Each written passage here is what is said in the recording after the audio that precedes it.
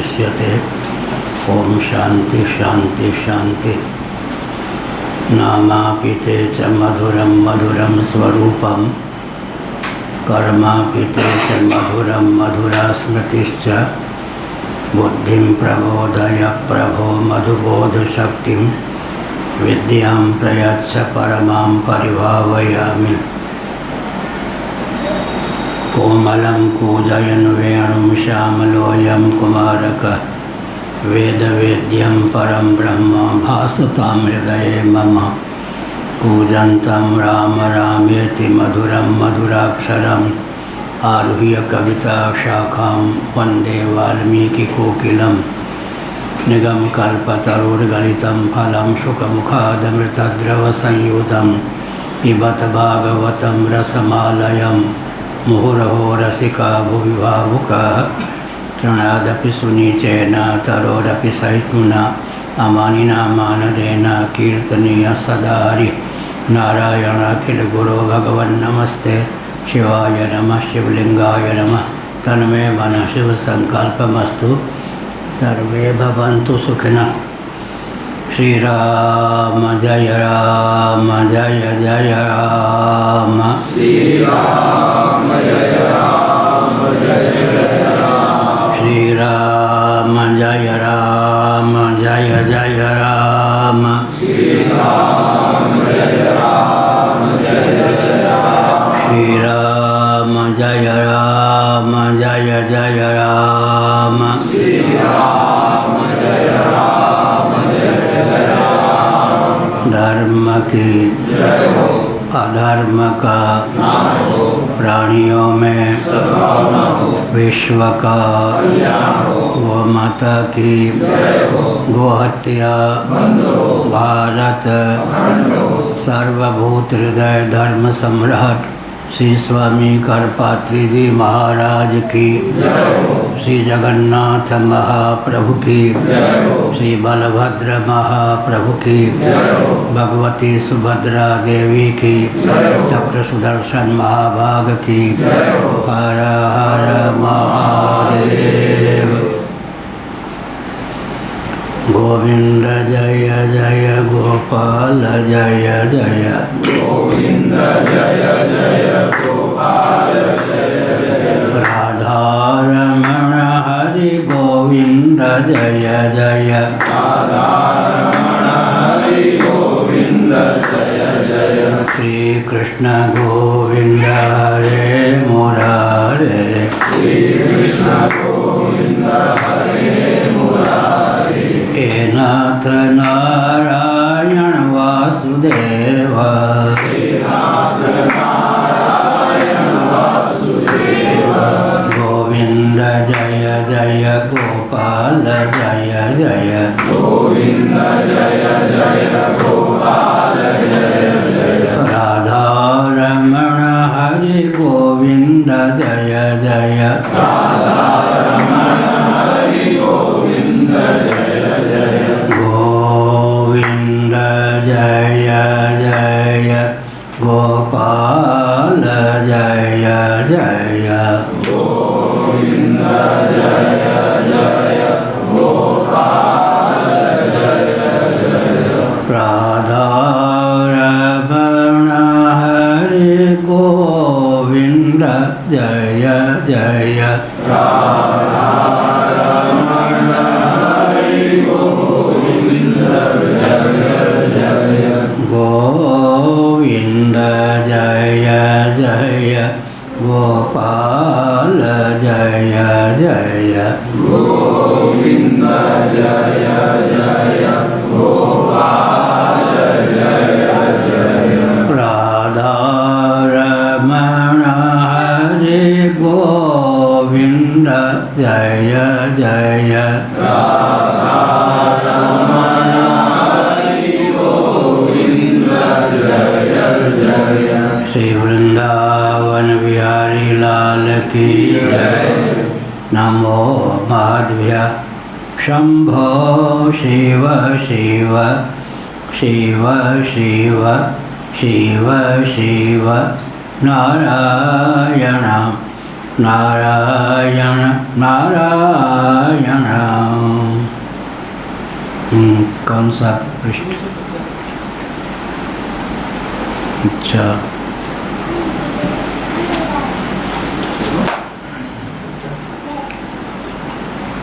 एवं तर्हि विद्या प्रत्यय संतत्यभावात् विपरीत प्रत्यय तत्कार्ययोश्च दर्शनात् अन्त एव आत्म प्रत्ययो विद्या निवर्तको न तो पूर्व इति। न प्रथमे नानैकान्तिकत्वात्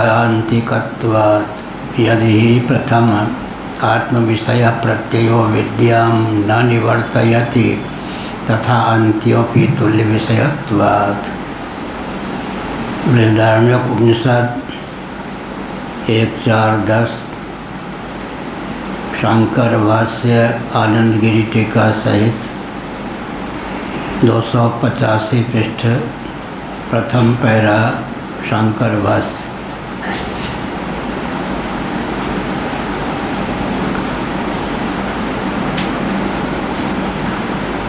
एक देशी वेदांती की ओर से यह शंका प्राप्त है। एवं तर्हि, जैसा आपने कहा उसी को मान लेने पर क्या कहा?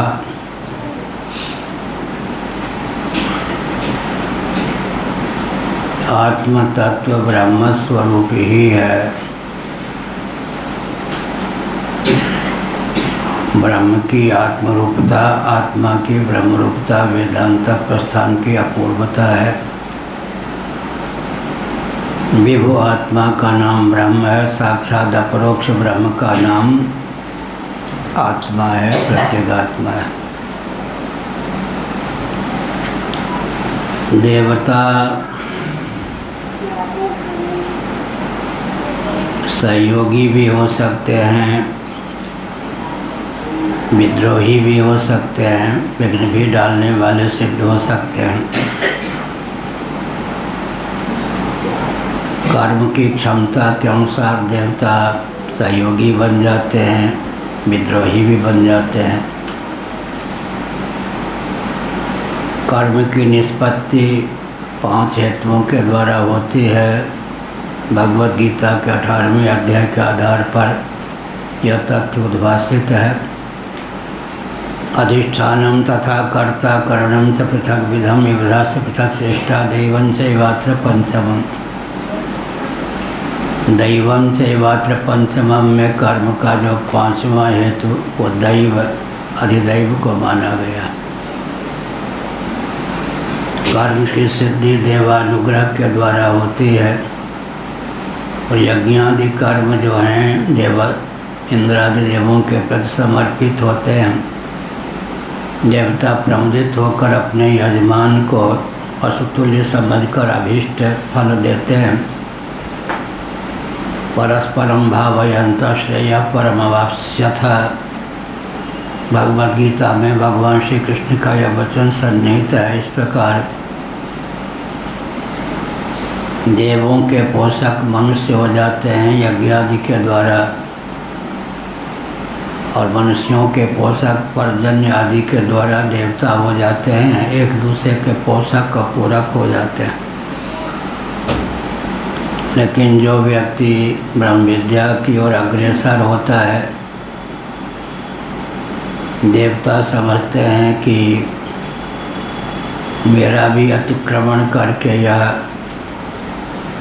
ब्रह्म विद्या के बल पर स्थित रहेगा, मेरा यजमान नहीं सिद्ध हो पाएगा, पशुतुल्य सिद्ध नहीं हो पाएगा, तो विघ्न भी कर सकते हैं देवता। ब्रह्म विद्या के मार्ग में अवरोध उत्पन्न कर सकते हैं देवता, यह अभिप्राय। इसमें 2 बात कही गई कि तत्वज्ञ या ब्रह्म विद्या का जो रसिक है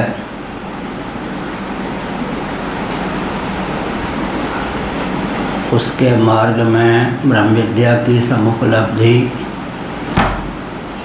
के बाद देवता विघ्न करना भी चाहें तो उनकी दाल नहीं गल सकती है। क्यों? अन्य जो विद्या होती है, अन्य विषय जो ज्ञान होता है, उसका पर्यवसान कर्म में होता है, उपासना में होता है। यहाँ तो विद्या समकाल में ही काम बन जाता है। अज्ञान सिद्ध मिथ्या ज्ञान की निवृत्ति हो जाती है। जब तक देवता सावधान होते हैं विघ्न डालने के लिए, तब तक तो ब्रह्म विद्या अपना कार्य करके दिखा देती है। ब्रह्म विद्या के अव्यवहित पूर्वक क्षण में ही जीव स्वयं को शिव सर्वात्म भाव संपन्न समझ लेता है। इसलिए देवताओं को अवसर ही नहीं मिलता विघ्न डालने का। यह अभिप्राय। उस बच्चे को 1-2 फल दे दो भाई, यहाँ से 1-2 केला दे दीजिए, जाके दे दीजिए, रोने की फीस।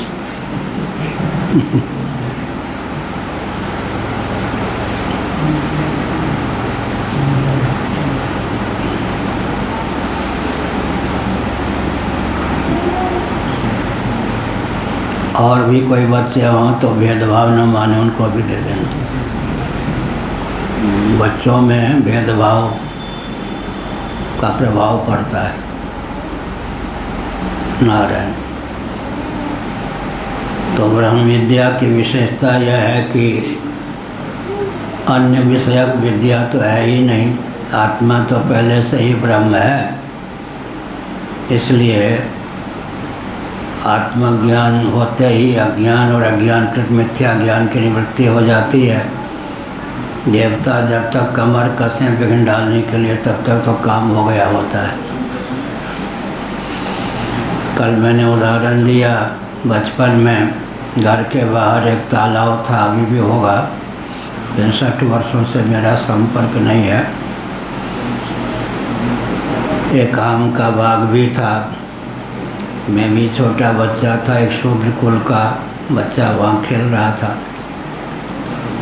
पहली बार कोई पका हुआ आम गिरा वृक्ष से, मैं लेने के लिए दौड़ा, तब तक उसके हाथ वो आम लग गया। मैंने उसका पीछा किया, उसने मुंह में लेकर कहा, ले ले, तू तो ब्राह्मण है, ब्राह्मण का भी जूठा नहीं पाता, मेरा जूठापन अब ले ले। हमने कहा मैं हार गया, तू जीत गया तो ले ले।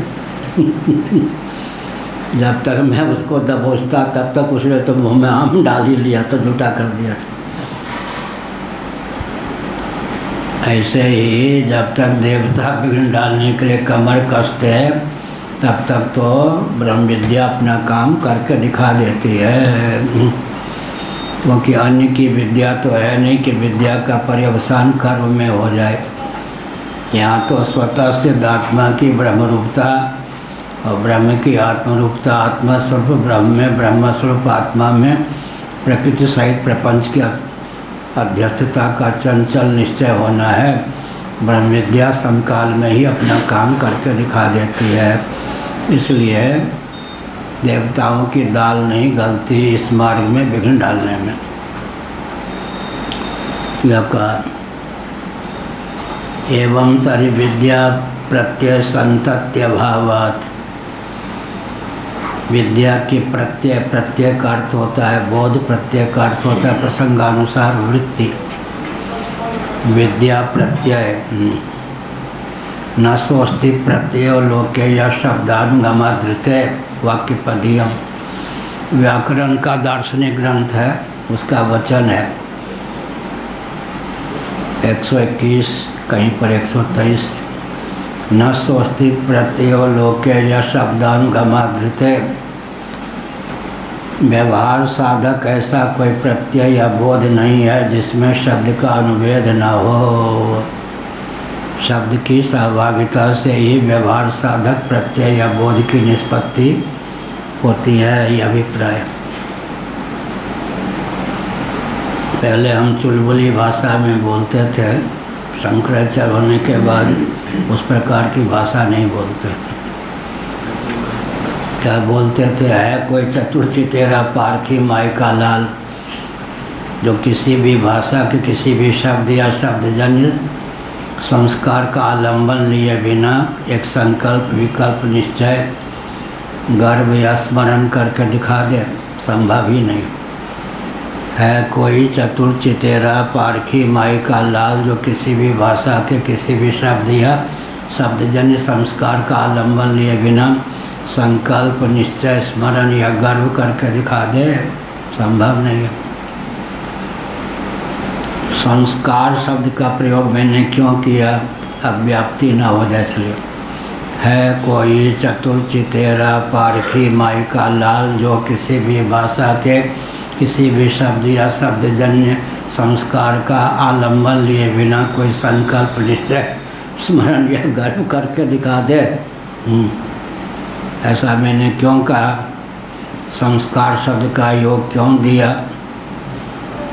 तो बचपन में जब पलने पर होता था, चार विकराल सूरत वाली, ये नहीं कि वो सूरत गुजरात वाली नहीं, चार विकराल सूरत वाली महिलाएं प्रकट होती, काली साड़ी पहने होती थीं, एक साथ तलवार बाजार देती थी शरीर पर। अब मैं चिल्ला पड़ता था, पलने पर होता था, उसमें बोलने की क्षमता नहीं थी। पालने वाली माताओं पर क्या प्रभाव पड़ता था वो जाने। लेकिन एक दिन जब उन काली सूरत वाली औरतों ने तलवार का नग्न तलवार का मेरे ऊपर वार किया, तब हृदय में बोध उत्पन्न हुआ। भाषा का आलंबन नहीं था लेकिन बोध आलंबन उत्पन्न हुआ। क्या, अगर मैं कटने वाला, मरने वाला, गलने वाला कोई तत्व होता तो पहले दिन के वार को ही न सह पाता, कट गया होता। मैं कोई ऐसा तत्व हूँ जो कटने पिटने गलने मरने सड़ने वाला नहीं हूँ। इस बोध के बाद वो घटना नहीं घटी। इसका अर्थ है कि भगवान संकट में डाल करके भी इस बोध को देना चाहते थे, भगवान का अनुग्रह। हमने संकेत किया, उस समय भाषा का बल नहीं था लेकिन ज्ञान हुआ, इसीलिए स्मरण भी आजकल है। तो सार क्या निकला, किसी भी भाषा के किसी भी शब्द या शब्दजन्य संस्कार का आलंबन लिए बिना व्यक्ति एक संकल्प निश्चय आदि कर ले, कैसा संभव है। गर्भोपनिषद के अनुसार और पुराणों के अनुसार, गरुड़ पुराण आदि के अनुसार, गर्भ में श्रीमद् भागवत के अनुसार गर्भगत जो शिशु होता है वो भगवान की प्रार्थना करता है, माता के उदर दरी से कहीं कल कुशल बाहर आ जाऊं तो आपका ही भजन करूंगा। भगवान सोचते हैं कि जीव तो छकाने वाला है झूठ बोलता ही रहता, चकमे में डालता ही रहता है। लेकिन गर्भ में जो भगवान की प्रार्थना करता है जीव, माता के उदर दरी से कल कुशल निकल गया तो भगवान का ही भजन करूँगा। उस समय कौन सी भाषा होती है। इसलिए हमने कहा शब्द या शब्दजन्य संस्कार का आलंबन लिए बिना कोई प्रत्यय बोध की प्राप्ति नहीं हो सकती। कोई भी व्यवहार साधक बोध क्यों न हो, उसमें लौकिक वैदिक शब्द या शब्दजन संस्कार का अनुवेद अवश्य होता है। इसलिए व्याकरण का सिद्धांत है न स्वस्ति प्रत्यय लोके या शब्दानुगमादृत है। अगर शब्द के अनुगम से रहित बोध होगा तो उसी का नाम आत्मा हो जाएगा। व्यवहार क्या है, उपनिषद के अनुसार बोल रहा हूँ। शब्द से अनुविद, शब्द का आलंबन लिए बिना अगर कोई बोध होगा तो उसी का नाम आत्मा है। शब्दालंबन से युक्त बोध का नाम ही व्यवहार है, अंतःकरण है। और शब्दालंबन विहीन जो बोध है उसी का नाम आत्मा है, यह अभिप्राय। एवं तरी विद्या प्रत्यय संतति अभावात्, इस प्रकार तो विद्या के प्रत्यय, विद्या रूप जो प्रत्यय बोध है, वृत्ति है, उसकी संतति माने संतान परंपरा, अजस्र प्रवाह। जैसे कि तुलसीदास जी ने लिखा सोहम स्मृति वृत्ति अखंडा, दीप शिखा स्वयं परम प्रचंडा आत्म अनुभव सुख सुख प्रकाशा तब मूल भेद ब्रह्म नाशा। अद्भुत रामायण में संस्कृत में जो वचन है तुलसीदास जी ने अपने शब्दों में अवधि में उस समय की भाषा में अनुवाद किया। सोहमस्मिति वृत्ति अखंडा दीप शिखा स्वयं परम प्रचंडा दीप शिखा स्वयं परम प्रचंडा आत्म अनुभव सुख सुख प्रकाशा तब मूल भेद ब्रह्म नाशा। सोहमस्मिति वृत्ति अखंड अखंड अखंड का अर्थ होता है विजाति प्रत्यय से रहित सजाति प्रत्यय का जस प्रवाह। इस दृष्टि से तो विद्या प्रत्यय की संतति चाहिए। संतति माने संतान परंपरा प्रवाह। विद्या प्रत्यय संतति का अभाव हो जाएगा। अभाव की दशा में तो फिर विपरीत प्रत्यय तत्कार्य की विपरीत प्रत्यय घटपटादि अनात्म वस्तु विषयक जो प्रत्यय है बोध है और उसका जो कार्य है बंधन उसकी भी प्रवृत्ति हो ही सकती है। ऐसी स्थिति में अंत्येव आत्म प्रत्ययो विद्या निवर्तको न तो पूर्वहित। अंतिम जो आत्म प्रत्यय आत्म बोध है वही अविद्या का निवर्तक हो सकता है। अंतिम जो आत्म प्रत्यय है उसी से अविद्या की निवृत्ति हो सकती है, न कि पूर्व से। यह कौन है पक्ष? पूर्व पक्ष है।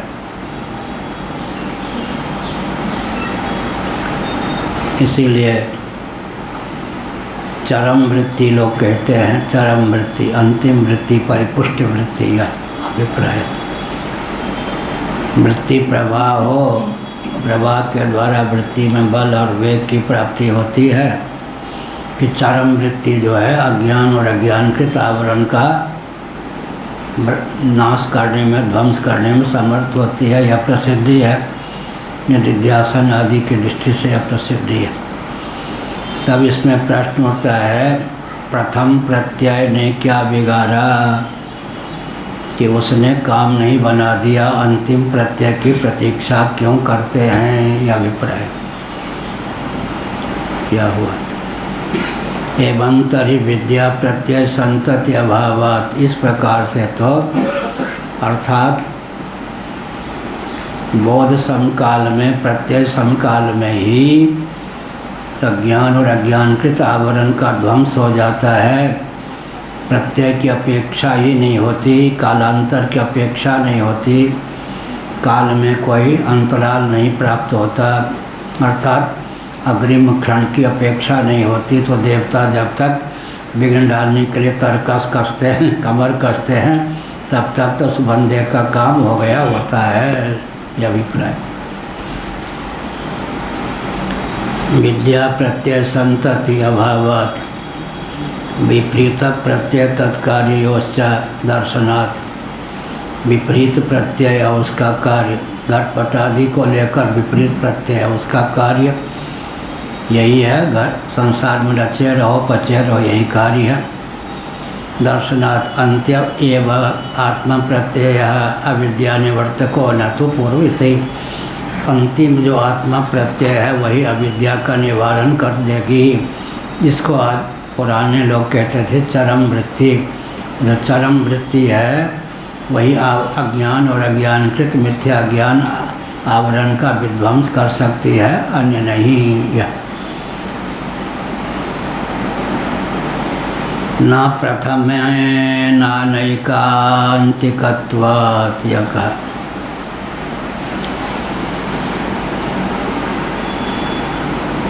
न प्रथमेन अनैकांतिकत्वात् आद्य ज्ञानमादाय। यह शब्द है। इस पर कहते हैं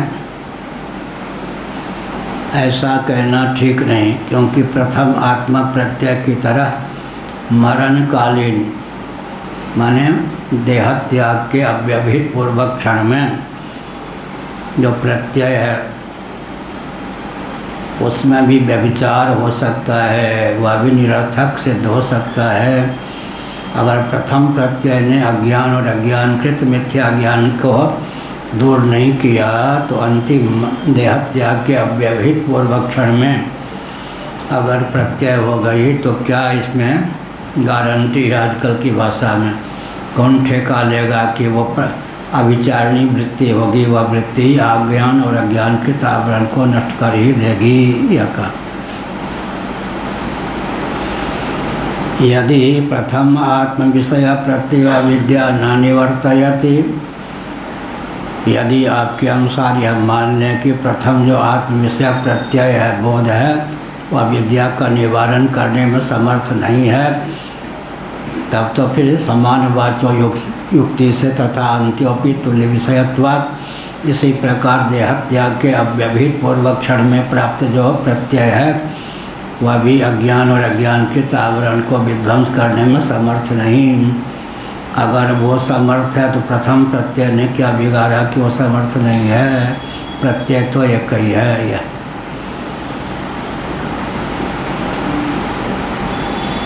यदि प्रथम आत्म विषय प्रत्ययो विद्या प्रत्ययो विद्या न निवर्तयति, जैसे अग्नि की चिंगारी या प्रथम चिंगारी अगर रूही को न जला पावे तो चिंगारियों का प्रवाह अंत में रूही को जला दे, इसमें क्या ठेका है? क्या गारंटी है?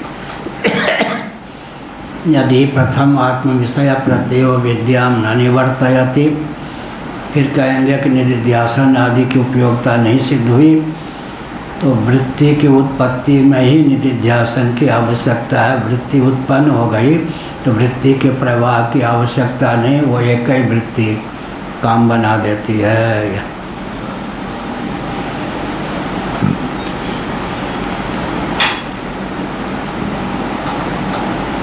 जब स्वामी कहते चरम वृत्ति क्या भला है कब उत्पन्न होती है? किसी काल में उत्पन्न होती है क्या? यदि प्रथम आत्मा विषय प्रत्यय हो अविद्या न निवर्तयति, यदि प्रथम आत्म विषय प्रत्यय माने बोध अविद्या को निवृत्त करने में समर्थ नहीं है तो अंतिम ही तथा अंत्योपि, अंतिम ही सही वृत्ति प्रवाह में जो अंतिम वही तुल्य विषयत्वात्, वो भी तो आत्म विषयक ही होगी। वृत्ति का प्रवाह आत्म विषयक होगा तो उसी के द्वारा अज्ञान और अज्ञानकृत आवरण मिथ्या ज्ञान का निवारण हो जाएगा। इसमें ठेका किसने ले रखा है? इसलिए बस प्रथम हो एक ही बार में काम बन जाता है। यह अर्थात वो जो प्रत्यय है ब्रह्मात्म तत्व का बोध, उसको प्रवाह की अपेक्षा नहीं, एक क्षण में हुआ सारा काम बन गया। यह इससे भगवान की विशेषता सिद्ध होती है, महिमा सिद्ध होती है। क्या महिमा सिद्ध होती है?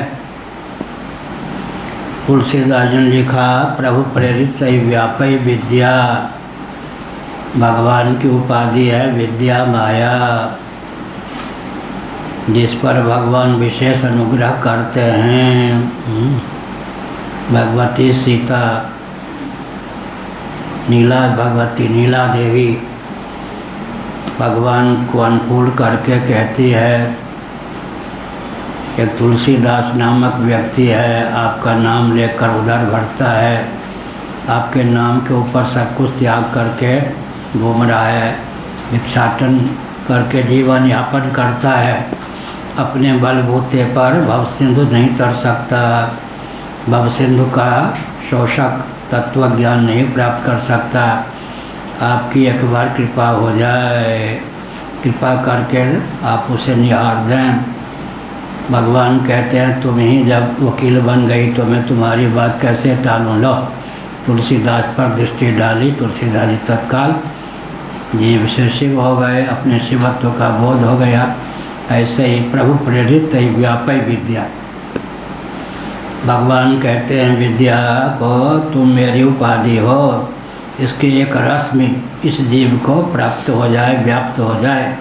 भगवान के द्वारा प्रेरित व विद्या वृत्ति एक क्षण के लिए जीव को प्राप्त होती है, जीव क्या हो जाता है, जीव से शिव हो जाता है। तो एक विद्यावृत्ति ही जीव को शिव बना देती है, अर्थात अपने शिवत्व का बोध कराकर अज्ञान और अज्ञानकृत आवरण को नष्ट कर देती है। उस वृत्ति का पूंजीभूत स्वरूप ही जिन भगवान की उपाधि है विद्या, उन भगवान के महात्म्य का क्या कहना, वह तो कई मुत्कर न्याय से उनका महात्म्य सिद्ध कर देती है, यह अभिप्राय। इसलिए वेदांत पढ़ने पर भगवान की भक्ति परिपुष्ट होती है। और अगर निगुरे वेदांती हो, सचमुच में परंपरा ठीक न हो तो सगुण साकार के प्रति अनास्था उत्पन्न कर देते हैं। भजन के प्रति आधुनिक वेदांती अनास्था उत्पन्न किए बिना नहीं रहते। किसी आश्रम का नाम नहीं लूँगा, लेकिन उत्तराखंड में आर्य समाजी कोटि के व्यक्ति जब वेदांती हो जाते हैं, सगुण साकार भगवान को कुछ गिनते ही नहीं, माने उनसे भी घटिया हो गए रामकृष्ण आदि। लेकिन मैं आर्य समाज की दृष्टि से ही जीव के महत्व का वर्णन कर रहा हूँ, सावधान। आर्य समाज की दृष्टि से विचार करें तो श्री कृष्ण भगवान कौन सिद्ध होंगे, राम जी कौन सिद्ध होंगे, किसी मुक्त जीव के अवतार सिद्ध होंगे। उनके यहाँ भगवान तो साक्षात अवतीर्ण नहीं हो सकते और रामकृष्ण आदि को अवतार मानते हैं। उनके प्रस्थान के अनुसार, आर्य समाज के अनुसार, दयानंद स्वामी जी के प्रस्थान के अनुसार श्री रामकृष्ण आदि कौन सिद्ध होंगे, किसी मुक्त जीव के अवतार सिद्ध होंगे। तो जीव का उत्कर्ष हुआ या नहीं आर्य समाज की दृष्टि से। जिनको हम साक्षात जगदीश्वर का अवतार मानते हैं, उन श्री रामकृष्ण आदि को आर्य समाज के सिद्धांत के अनुसार देखें तो किसी मुक्त जीव का अवतार मानते हैं। तो जीव घटिया कहाँ सिद्ध हुआ आर्य समाज के अनुसार। लाचारी ये है कि आर्य समाजी अपने आर्य समाजी जो हैं अपने सिद्धांत को तो जानते नहीं ठीक से, सनातनियों से वेदांतियों से भिड़ जाते हैं। एक बार कोई सज्जन, बहुत वर्ष पहले की बात है, 72-73 की बात हो सकती है, मथुरा में सबसे उच्च कोटि के वल्लभ संप्रदाय के विद्वान माने जाते थे। और स्वामी जी को याद है या नहीं, ट्रेन में इधर हम ऊपर हम थे, नीचे ये उधर वो चौबे जी कोई, और एक उनका चलवा पहलवान यूँ दबा रहा था। अब वो तंग करने, वो भी जा रहे थे गीता भवन इंदौर प्रवचन के लिए, मैं भी जा रहा था। उन्होंने छेड़ना प्रारंभ कर दिया। हमने कहा चौबे जी प्रेम से आप सो, मुझे भी सोने दो, शास्त्रार्थ के लिए यहाँ तंग करने लग गए। हमने कहा बहुत देर से बकबक बोल रहे हो आप, किस संप्रदाय के हो? मैं वल्लभाचार्य जी का अनुयायी हूँ। हमने कहा वल्लभ संप्रदाय का, वल्लभाचार्य का सिद्धांत ही आपको नहीं मालूम, आप हमसे क्या मुँह लगाओ? आप जो बोल रहे हैं ये वल्लभाचार्य का सिद्धांत नहीं है, जिसका खंडन कर रहे हैं वो वल्लभाचार्य का सिद्धांत। हमने सिद्ध कर दिया। उसके बाद जहाँ देखें हाथ जोड़े। ऐसे श्रीनाथ जी थे वल्लभ संप्रदाय के, लेकिन शंकराचार्य के सिद्धांत पर कोई कटाक्ष करे वो पसंद नहीं करते थे। एक बहुत बड़ा आ गया कोई पंडित, पूरे वृंदावन को से हिला दिया था वल्लभ संप्रदाय का। दिन के 2 बजे राजवंशी द्विवेदी जी, व्याकरण के धुरंधर विद्वान, हमारे गुरु भाई और श्रीनाथ जी उसको लेकर आ गए मेरे पास। की बार खटखटाया, हमने खोला, ये महाराज तो वृंदावन में उपद्रव किए हुए हैं, शंकराचार्य के सिद्धांत का खंडन करके सबको चुप किए जा रहे हैं। फिर श्रीनाथ जी ने कहा मैं स्वयं वल्लभ संप्रदाय का हूँ, लेकिन कोई शंकराचार्य का सिद्धांत का निराकरण करे मुझे पसंद नहीं। हमने कहा ठीक है, आप जरा अपना पक्ष रखिए। 5-7 मिनटों में उन्होंने वल्लभ समुदाय का अपना पक्ष रखा। हमने कहा अभी आप वल्लभाचार्य जी का अध्ययन कीजिए, जिस मत का आप खंडन कर रहे हैं वो वल्लभाचार्य का सिद्धांत, शंकराचार्य का नहीं। फिर मैंने सिद्ध किया, फिर वो भगे वहाँ से। आजकल विशेषता यह है, अपने संप्रदाय का, अपनी परंपरा का भी ठीक से ज्ञान नहीं है, फिर शंकराचार्य का खंडन क्या होगा, यह है। तो यही कहा, चरम वृत्ति लोग कहते हैं। प्रथम प्रत्यय ने क्या बिगाड़ा कि प्रत्यय की संतति ही अज्ञान और अज्ञानकृत आवरण को भंग कर देगी। प्रथम प्रत्यय में योग्यता क्यों नहीं, यह कहते हैं। वृत्ति लुढ़कते लुढ़कते उस बल को प्राप्त करती है कि चरम वृत्ति में इतना बल और वेग होता है।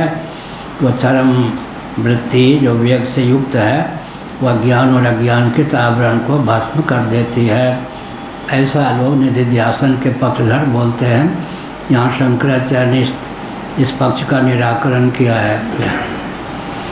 न प्रथमे न अनैकांतिकत्वात् यदि प्रथम आत्मविषय प्रत्ययो विद्याम न निवर्तयति।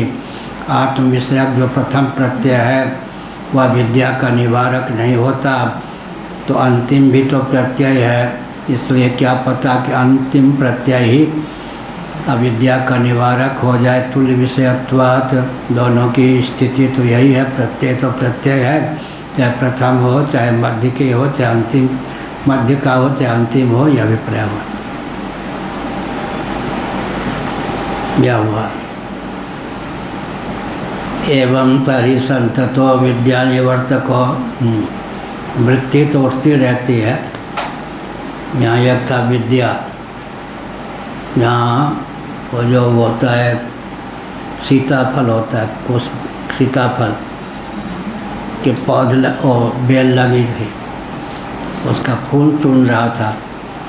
मैंने कहा विद्या फूल ही तोड़ लोगे तो फल कहाँ से लगेगा।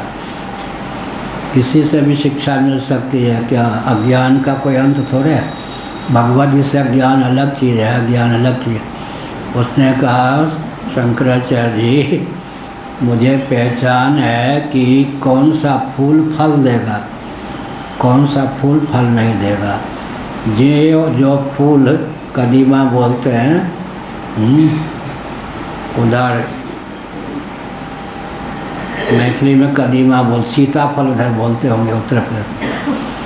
कौन सा फूल फल देगा? 2 प्रकार के फूल होते हैं। एक प्रकार के फूल थोड़े दिन में अपने आप मुरझा के सूख जाते हैं। एक प्रकार का फूल होता है जिससे फल लगता है। मुझे पहचान है जिन पुष्पों में सूख जाने की क्षमता है, फल देने की क्षमता नहीं, उन्हीं पुष्पों को मैं तोड़ रहा हूँ। मैंने कहा भैया ये भी गुरु हो गया। इसका अर्थ क्या है? यह मान के नहीं चलना चाहिए कि सब विषय का ज्ञान है। ब्रह्म विद्या हो भी गई, लोक में अनेक प्रकार के ज्ञान है। तो हमने समझा कि सीताफल में 2 प्रकार के फूल होते हैं। एक प्रकार का फूल वो होता है जिससे फल की निष्पत्ति होती है, एक प्रकार का फूल वो होता है जिससे फल की निष्पत्ति नहीं होती। ऐसे कटहल इत्यादि में भी तो यह है। इसका अर्थ क्या है? वृत्ति तो जीवन में आती रहती है, लेकिन ब्रह्म विषयक जो वृत्ति होती है, ब्रह्म विषयक जो प्रत्यय होता है, उसी में जीव को निरावरण करने की, अर्थात अज्ञान और अज्ञानकृत कार्य को नष्ट करने की क्षमता होती है। प्रथम प्रत्यय भी प्रत्यय ही है, अंतिम प्रत्यय भी प्रत्यय ही है, मध्यवर्ती प्रत्यय भी प्रत्यय ही है। अगर प्रथम प्रत्यय में वो क्षमता नहीं, प्रत्यय प्रवाह में क्या क्षमता हो जाएगी कि अंतिम प्रत्यय प्रवाह से ही काम बनेगा। यह हुआ। यदि प्रथम आत्म विषय प्रत्ययो विद्या न निवर्तयति तथा अंत्योपि तुल्य विषयत्वात्। यदि प्रथम आत्मविषय प्रत्यय विद्या का निवारण नहीं कर सकता, तो अंत भी तो तुल्य विषय होने के कारण, प्रत्यय ही होने के कारण अविद्या का विध्वंस नहीं कर सकता। काम आसान बना दिया ना शंकराचार्य ने। प्रथम हो, मध्यम हो, अंतिम हो, आग्रह नहीं, चरम वृत्ति कहते हैं आजकल। तो इस प्रकार के भ्रम का अपनोदन किया शंकराचार्य ने। प्रत्यय तो प्रत्यय है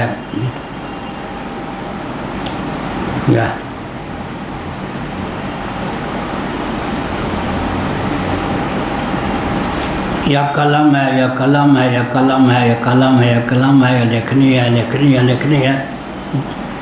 क्या हो सकता है ना, या कलम है कहने पर ही कलम का ज्ञान हो जाए। ये कोई ज़रूरी है 50 बार कहने पर ही कलम का ज्ञान हो। जैसे या कलम है, या लेखनी है, या पुस्तक है, ऐसे ही।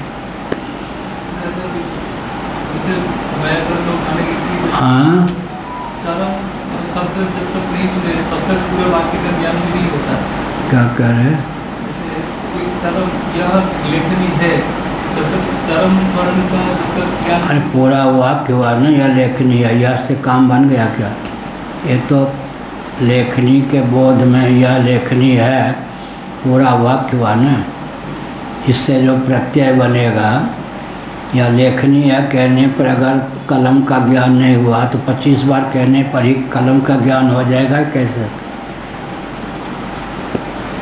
शब्द विन्यास का नाम क्या? एक शब्द से अनेकों शब्द से एक शब्द का नाम, एक अक्षर का नाम भी वाक्य हो जाता है नहीं? ह ही एक अक्षर का नाम भी वाक्य हो जाता है। शब्द समूह का नाम, अक्षर समूह का नाम, शब्द समूह का नाम भी वाक्य होता है। प्रत्यय माने बोध, ठीक है। प्रथम प्रत्यय ने अगर आत्मबोध नहीं कराया तो प्रत्यय प्रवाह से ही आत्मबोध हो जाएगा, यह नहीं कह सकते, क्योंकि प्रत्यय प्रवाह भी तो प्रत्यय रूप ही है। अंत में तो यही मानना पड़ेगा कि प्रत्यय ही क्या करता है, अनात्म विज्ञान का बाधक हो जाता है। यह यदि प्रथम आत्म विषय प्रत्ययो विद्या न निवर्तयति तथा अन्त्योपि तुल्य विषयत्वात्। या कहा एवं तरी सत तो है,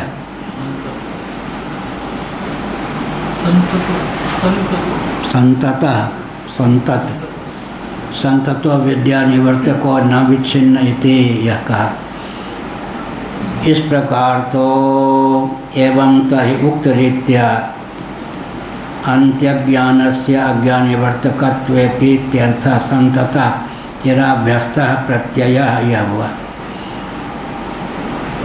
चिराभ्यस्त, बार बार अभ्यास करते करते करते करते वो चरम वृत्ति की अभिव्यक्ति होती है, अर्थात आत्मविषयक प्रत्यय की अभिव्यक्ति होती है। यह एवं तरि संततो विद्या निवर्तको न विच्छिन्न इति। इस प्रकार से तो अजस्र प्रवाह संतत सतत है, संतत है। हाँ, सततो संततो विद्या निवर्तको न विच्छिन्न। विच्छिन्न माने टूट कर नहीं, एक बार आत्माकार वृत्ति हुई, एक बार फिर घटाकार वृत्ति हो गई, एक बार पटाकार वृत्ति, फिर आत्मा। अजस्र जिसको कहते हैं, संतत माने अजस्र, बीच में विजाति प्रत्यय न आ जाए। ये सजाति प्रत्यय का अजस्र प्रवाह, जिसको पुराने वेदांती कहते थे। विजातीय प्रत्यय से अनंतरित सजाति प्रत्यय का अजस्र प्रवाह जो है, वो चरम वृत्ति का अभिव्यंजक होकर के फिर अज्ञान और अज्ञानकृत आवरण के विध्वंस में प्रयुक्त और विनियुक्त होता है। पुराने वेदांती ऐसा कहते, पुराने माने वेदांतियों के दो भेद नहीं, निधिध्यासन के पक्षधर जो वेदांती ऐसा कहते थे। हाँ, निधिध्यासन है क्या? भांग को गांजा कैसे बनाते हैं? कहो कि न आप भांग पीते हैं, न मैं भांग पीता न गांजा पीता। भांग को गांजा कैसे बनाते? हाँ, मलते मलते मलते मलते हेम्योपैथ की जो दवा होती है, एक बूंद कैसे निकलते?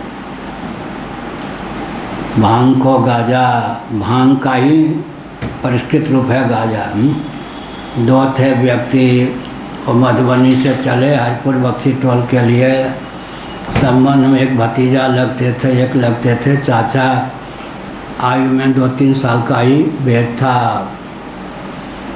तो तम्बाकू खाने वाले दोनों थे। तो एक ने जो संबंध में भतीजा लगते थे, ये तम्बाकू शुरू किया। अब मधुबनी से हरपुर बक्सी टोल 6-7 किलोमीटर, अभी तक मुंह में आया ही नहीं, हाथ में दिया ही नहीं आपने, और कर लें और कर लें। 2-3 घंटा यूँ मलते रहे, उसके बाद दिया। इस तम्बाकू में तो बड़ा अद्भुत चमत्कार है उन्हें भावना। क्या एक बार चूने से, मैं तम्बाकू के नहीं पाता, एक बार करके दे दिया वो। और ये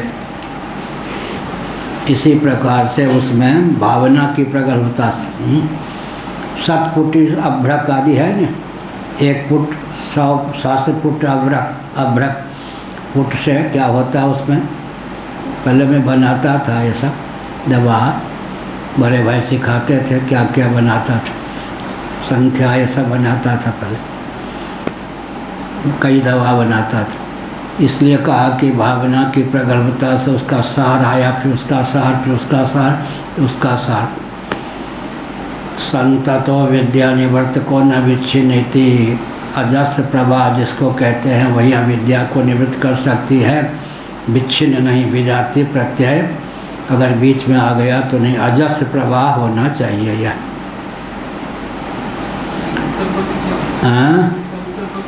क्या क्या क्या बोल रहे हैं? इसका उत्तर पक्ष क्या होगा? ये तो पूर्व पक्ष हुआ गया। प्रत्यय जब हो जाए तभी काम बन जाए।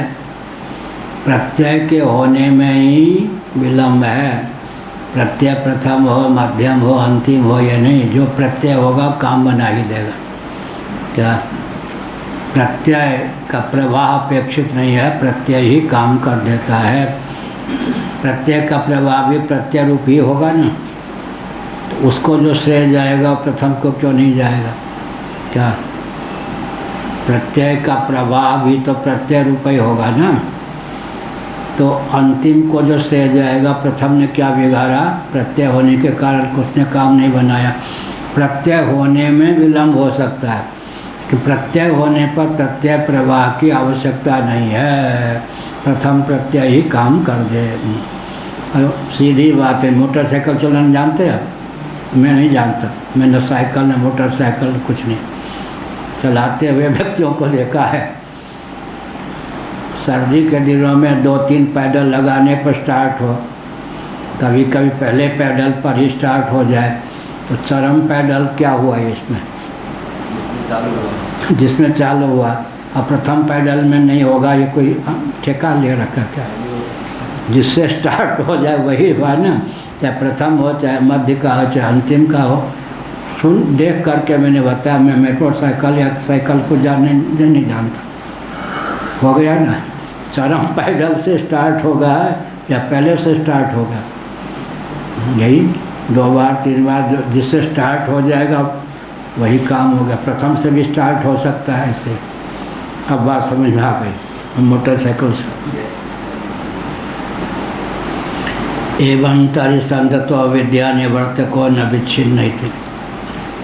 अब वैसे मुझे याद आ गई, 62 साल पहले भगवान सूर्य का ध्यान करता था, 1000 गायत्री मंत्र जप करता था। वहीं ध्यानावस्था में भगवान सूर्य परमहंस सन्यासी के रूप में प्रकट हुए। उन्होंने केवल 2 शब्द का उच्चारण किया, उसी से ज्ञान भी दे दिया, ज्ञान निष्ठा भी दे दी। 62 साल पहले Tibbia college higher secondary school का विद्यार्थी था। तो इससे पहले तो तत्व ज्ञान हुआ नहीं होगा। भगवान सूर्य के द्वारा जीवन में हमको 62 साल पहले तत्व ज्ञान, एक ही वाक्य का उपदेश किया, वो भी 2 ही शब्द का। उसी से निष्ठा भी हो गई भगवान सूर्य की कृपा से। यहाँ पर तो गणित का विज्ञान दिया पूरी में, लेकिन वहाँ तत्व ज्ञान भगवान सूर्य ने दिया। फिर ग्रंथों का अध्ययन पूर्व अपने पूज्य गुरुओं से किया है। पूज्य गुरुदेव से, वामदेव जी महाराज से, पूर्वाचार्य जी से अध्ययन किया। निष्ठा पहले, अध्ययन बाद में इस जीवन में। एवं तरी संततो विद्या निवर्तको न विच्छिन्न। इस प्रकार संतत अर्थात अजस्र प्रवास अविद्या को निवृत्त करने में सामर्थ्य है कि न कि विच्छिन्न विजाति प्रत्यय न हो, सजाति प्रत्यय का अजस्र प्रवाह हो न। कहते ऐसा कहना ठीक नहीं।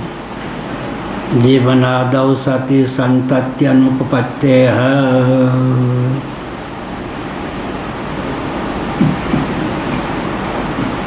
नहीं जीवनादि हेतु के प्रत्यय सति विद्या प्रत्यय संतति उपपद्यते विरोधात। इस पर कहा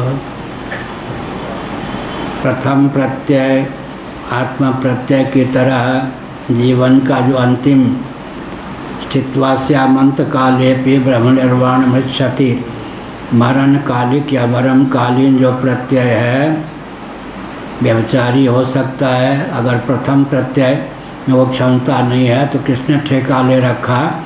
देहत्याग के अव्यभित पूर्वक क्षण में जो प्रत्यय होता है उसी से काम चलेगा। प्रत्यय तो प्रत्यय है भाई, पहले हो या बाद के हो। या बहुत कहा नहीं जीवनादि हेतु के प्रत्यय सत्य विद्या प्रत्यय संतति उपपद्यते विरोधात। अर्थ का इस प्रकार आत्मविषयक प्रथम प्रत्यय अगर अविद्या की निवृत्ति नहीं कर सकता तो अंतिम प्रत्यय भी नहीं करेगा, क्योंकि दोनों का समान विषय है। आत्मविषयक प्रत्यय पहला भी अंतिम भी, इसलिए जब आत्मविषयक प्रत्यय हो जाए तभी काम बन जाता है। अजस प्रवाह आदि की बात ठीक नहीं है।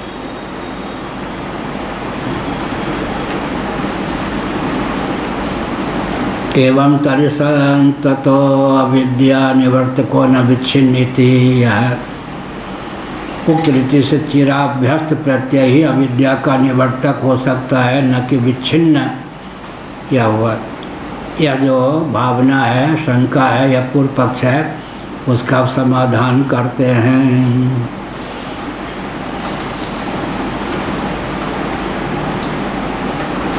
नहीं जीवनादि हेतु के प्रत्यय सत्य विद्या प्रत्यय संतति उपपद्यते विरोधात्। अथ जीवनादि प्रत्यय तिरस्करणेन एव आमरणान्ताद् विद्या संतति चेत् न। यह भी पूर्व पक्ष था, उसका भी खंडन कर दिया। जीवनादि के रहते हुए आत्माकार वृत्ति का जो प्रवाह है संभव नहीं।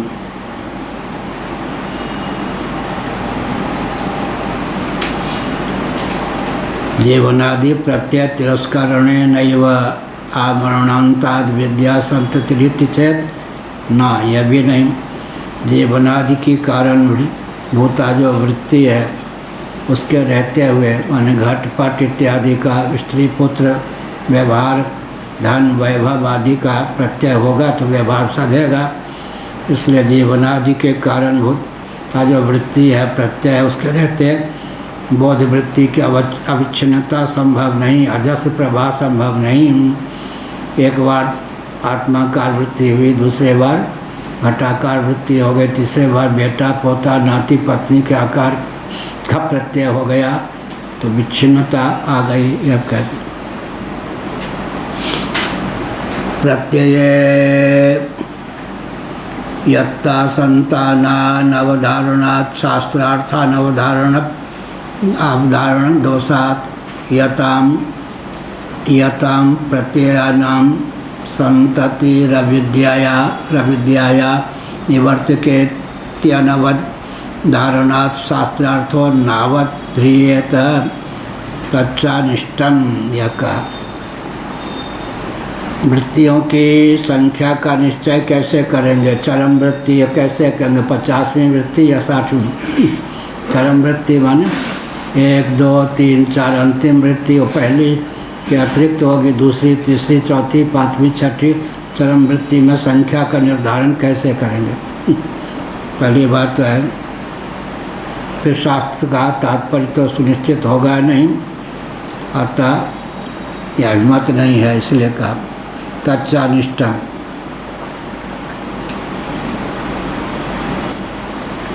संतति मात्रत्वे अवधारिता एव इति चेत न यका।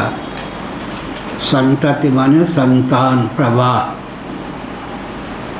संतति मात्र में अवधारिता एव इति चेत शास्त्रार्थ निश्चित है।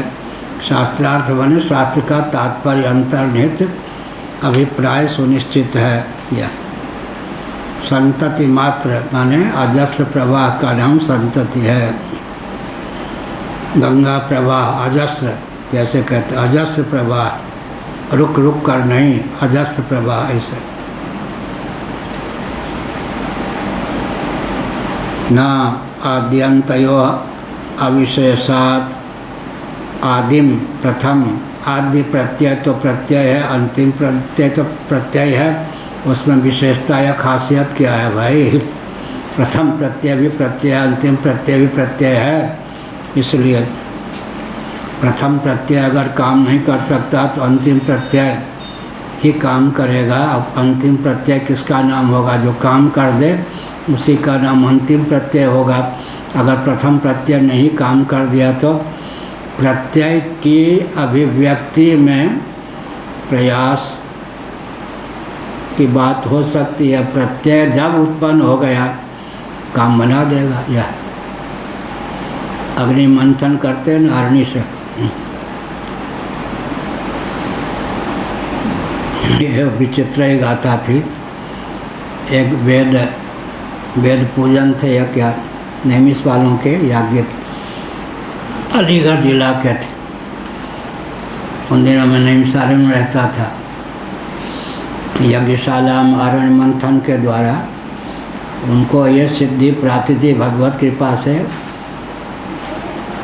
आधे मिनट से भी कम में आग प्रकट हो जाती थी। और धर्म संघ के जो यज्ञ होते थे, कभी कभी यजमान कमज़ोर हो थक जाए तो फिर ऋत्विक लोग आचार्य लोग घर्षण करते करते 5-7 मिनट में आग प्रकट हो। तो किसी ने कहा कि नैमिष वाले जो हैं, पूज्य गुरुदेव से कह दिया, नैमिष वाले क्या करते हैं, फास्फोरस आदि का कुछ हम डाल देते हैं या क्या करते हैं। उनके यहाँ तो झटपट वो वेद पूजन थे। अलीगढ़ जिला के कर्मकांडी आचार्य क्या होते हैं। तो हमारे यहाँ तो वो कहा गया कि धर्म संघ के यज्ञ में तो यजमान कभी कभी कमज़ोर हो थक जाता है तो फिर मस्त मौले जो पंडित होते हैं वो घर्षण करते हैं, तब जाके अरण्य मंथन आग प्रकट हो। तो महाराज ने कहा कि पता लगावें कोई कुछ ऐसी जादू, कोई ऐसी चीज़ तो नहीं डाल देते कि झटपट से आग प्रकट हो जाए। पूज्य गुरुदेव ने बुलवाया वेद पूजन वहाँ वानप्रस्थ के नाम के आगे पूजन लगाते थे। वो ले गए, महाराज आप कहें तो मैं आपके सामने प्रकट करके दिखा दूँ, देख लीजिए इसमें कोई ऐसी चीज़ नहीं है बाहर से डाली हुई कि झटपट हो जाए। आप कहें तो मैं, महाराज तो आस्तिक थे ना, बिना यज्ञ के ही केवल मुझको दिखाने के लिए प्रकट करोगे, मान लिया तुम में चमत्कार है, तुम्हारी निष्ठा के कारण ऐसा हो जाता। उसने कहा देख लीजिए पात्र में कोई चीज़ नहीं है ज्वलनशील, मेरे ऊपर अग्नि की कृपा है, मैं तो यूँ करता हूँ प्रकट हो जाए अग्नि। यह है ऐसे ही। इसीलिए कहा प्रत्यय तो प्रत्यय है जी। प्रथम प्रत्यय ने काम नहीं किया तो अंतिम प्रत्यय ही काम कर देगा, इसमें क्या गारंटी? यह है प्रत्यय प्रत्यय है, जब उत्पन्न हो जाए तभी अपना काम कर दे। यह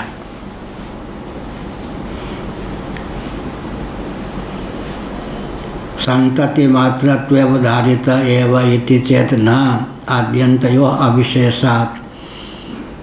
आद्य प्रत्यय हो या अंतिम प्रत्यय हो या मध्य का प्रत्यय हो, उसमें तो कोई विशेषता है नहीं, प्रत्यय तो प्रत्यय है। तस्य तावदेव चिरम। जब प्रत्यय वो प्रकट हो जाए, चाहे प्रथम हो, वही काम कर देगा। उसमें अजस्र प्रवाह ऐसा कोई, उर्दू में कहें तो चकल्लस पालने की आवश्यकता नहीं। पहले मैं उर्दू बहुत बोलता था, अब नहीं बोलता। क्यों? मेरी हिंदी समझ नहीं पाते थे दिल्ली में, तो अंग्रेज़ी या उर्दू के शब्दों को मिला के बोलता था, विद्यार्थी और अध्यापक समझ पाते थे। संतति मात्रत्व उदाहरिता एवं इति चेद न आद्यंतयो अविशेषात्। प्रथम प्रत्यय भी प्रत्यय है, अंतिम प्रत्यय भी प्रत्यय है, मध्य का प्रत्यय भी प्रत्यय है। जब प्रत्यय उत्पन्न हो जाए तभी काम बन जाए। जब जिस वृक्ष में फूल आ जाए तब उसके लिए वसंत ऋतु क्या कोई आवश्यक है कि सभी वृक्षों में, सभी बेल में वसंत ऋतु में ही फूल आते हैं? ऐसा है क्या पंडित जी? जी कह रहे हैं ना कह रहे? कुछ तो कह रहे हैं। क्या है? जब वृक्ष में फूल आ जाए तभी। हाँ, जिस वृक्ष में, बेल में जब फूल आ जाए उसके लिए वही वसंत। कोई नियम तो है कि वसंत ऋतु में ही सभी बेल में, सभी वृक्ष में फूल आवे।